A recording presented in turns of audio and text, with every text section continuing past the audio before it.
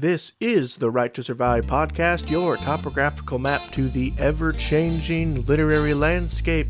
Your hosts, Celia, Dan, and Brigid, are all struggling authors, learning, writing, and most importantly, surviving in a world where a book deal may actually now be considered a cryptid. Stay tuned for news, interviews, and discussion on every facet of our and your writing life.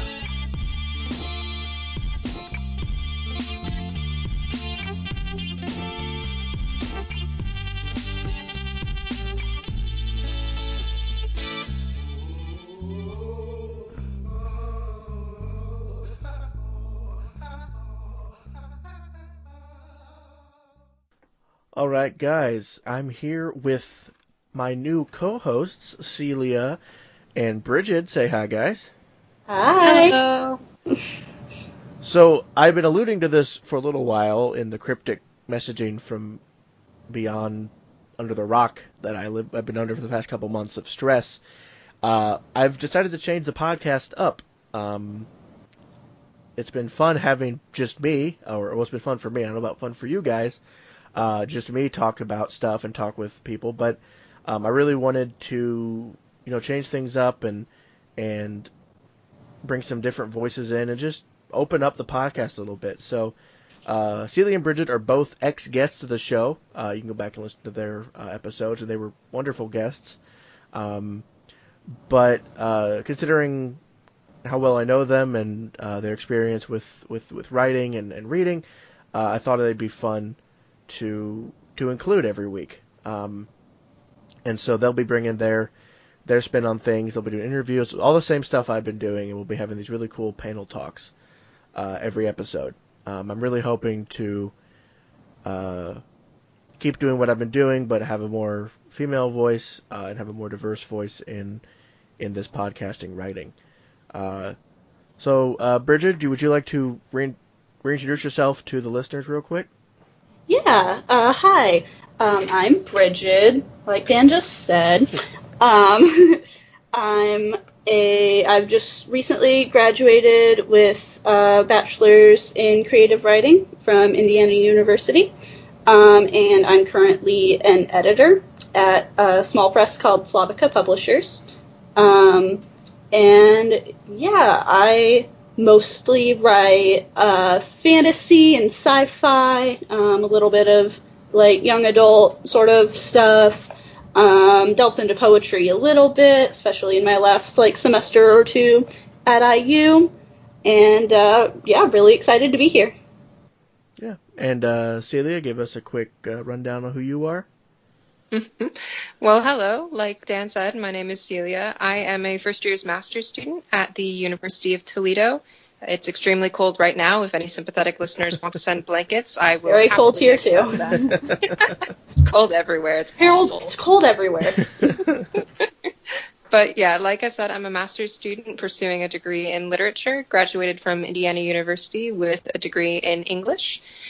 In my free time, when I actually manage to have some, I like writing eco-oriented science fiction. I've also been verging into horror lately, which was a shock for everybody involved. And on the weekends, again, in my extremely limited free time, I freelance and write fan fiction.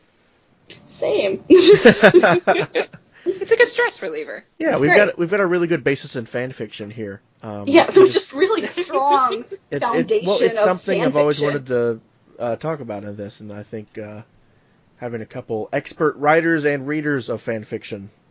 I can talk a lot about. Regarding how the show is going to change, my co-hosts, they're going to be bringing their own stuff. We'll have some stuff to talk about, but we'll keep the same similar format. We'll still be talking about news items. We'll still be doing interviews with writers from all over the writing spectrum. We'll also be still talking about opportunities for listeners to get published. All three of us have experience working in publishing, and are currently trying to get our own work published.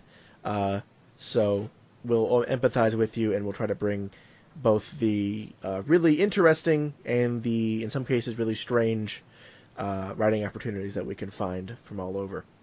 So, what I want to talk about now is I thought it'd be kind of fun.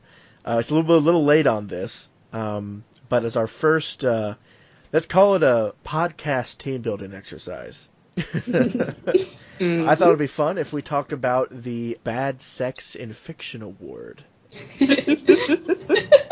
Breaking down all of the barriers immediately. They'll know exactly what they're getting.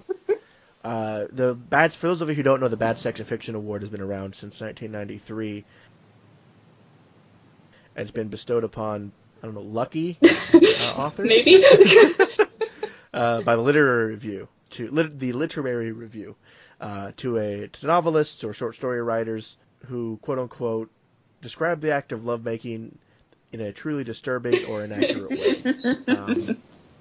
So just to give you some, what we're going to do is we're going to take turns reading this year's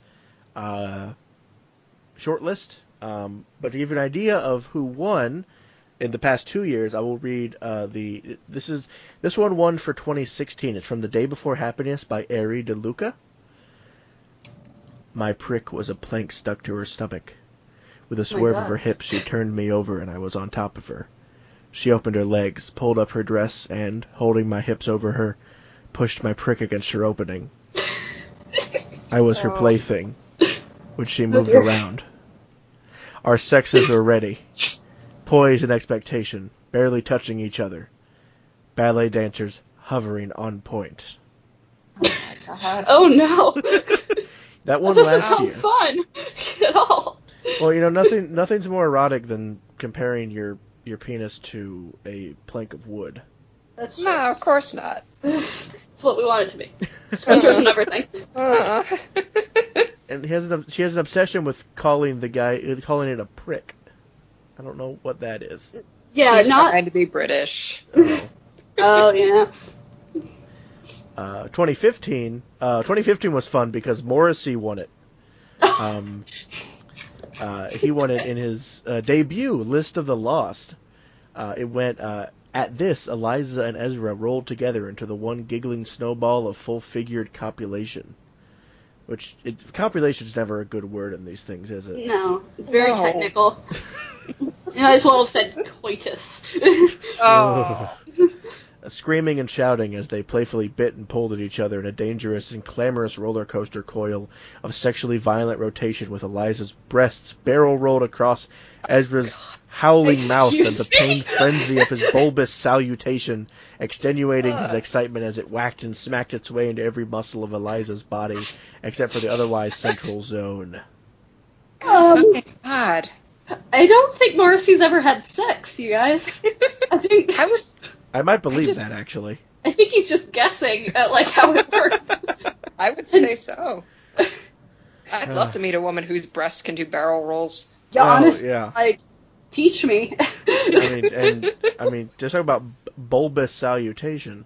That might have won the whole thing for him. I mean, that just makes me mad as a piece of writing. That's all one sentence. It is, yeah. Which, I mean, I can't talk there because most of my book is just one sentence, but... Well, hopefully it doesn't involve any bulbous salutations. It does not. I can guarantee that. Thank goodness. My mom told me about a book that she had to read for an English class when she was at IU that was, it was some, literary artistic thing. I don't know what it was, but apparently it was just, all one run-on sentence. And so for her, report on it, she wrote it as one long run-on sentence, and her teacher was not happy about it. Aww. You're like, man, I wish I had the nerve. Modernism sometimes was a mistake. It was. So yeah, well, I said we could take turns. Do you guys want to read some of these, or do you want me to just keep reading them? I can read some. Okay. Is there anyone that sticks out to you? No pun intended? I figured I'd just let myself be surprised and just go down the list. Okay. So the one of the first nominee, the winner was decided on December 18th, but we want to count down to that with some of the runners-up. Right. The first one came from The Seventh Function of Language by Laurent Binet. Does you want to read that one? Bridget, by all means, I will I'll give go this for one it. to you. All right, this is from The Seventh Function of Language by Laurent Binet, or Laurent Binet. I don't know. It's probably French. It's very French. Very French. All right. Quote. He put his hands on Bianca's shoulders and slips off. Oh, he puts his hands on Bianca's shoulders and slips off her low-cut top. Suddenly inspired, he whispers into her ear, as if to himself, "I desire the landscape that is enveloped in this woman, a landscape I do not know, but that I can feel, and until I have unfolded that landscape, I will not be happy." Bianca shivers with pleasure for some reason. Simon whispers Landscapes to her, are sexy, Bridget. I don't know what you're talking I about. guess.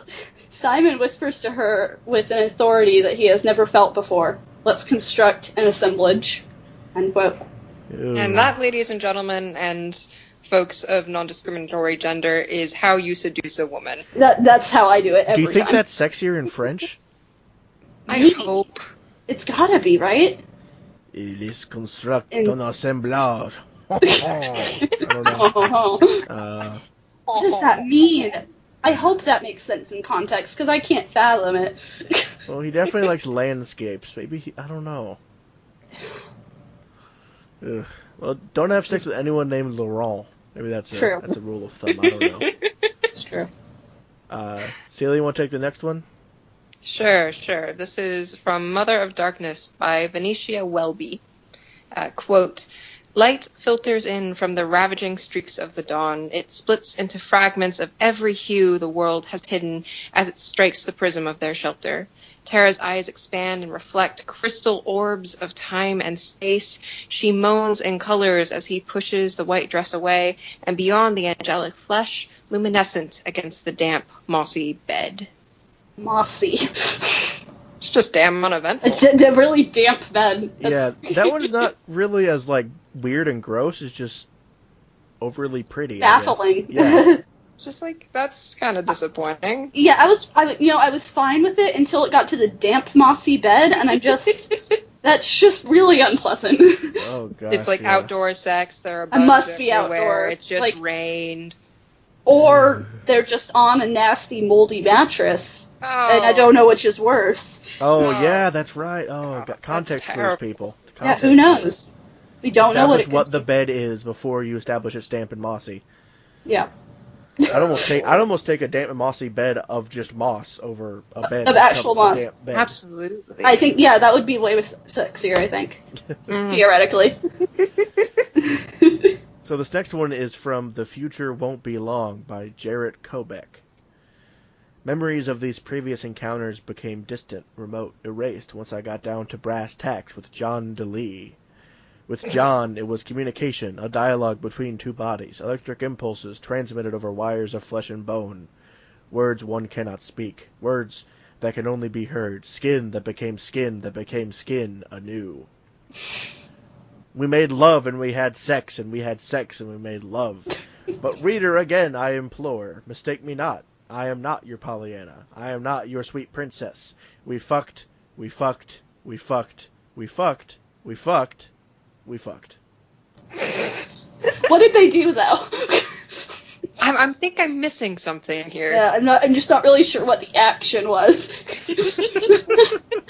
Who's Pollyanna? What's that mean? I must be missing something.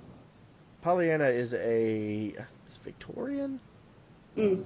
It's a character in a novel who is sort of perpetually upbeat and pure and good. Excellent. Kind of a Okay. happy virginal figure. Gotcha. Aha. One of those. One of them. Um, This next one is from War Cry by Wilbur Smith and David Churchill. Quote, "I'm going to have you now," Liam said. He led her back up the beach to where the sand was dry. Then he took off his coat, placed it on the ground, and she lay down on it. "Christ," he muttered, placing himself atop of her. "It's bloody cold. I might get frostbite on my cock." She gave a low, purring laugh. "Silly man, why don't you put it somewhere hot?" End Oh quote. my god. I might get frostbite on my cock. Wow. Why are they at the beach if it's so cold? I don't know. Just a That's bad. phenomenal. I will admit, at least he put his coat down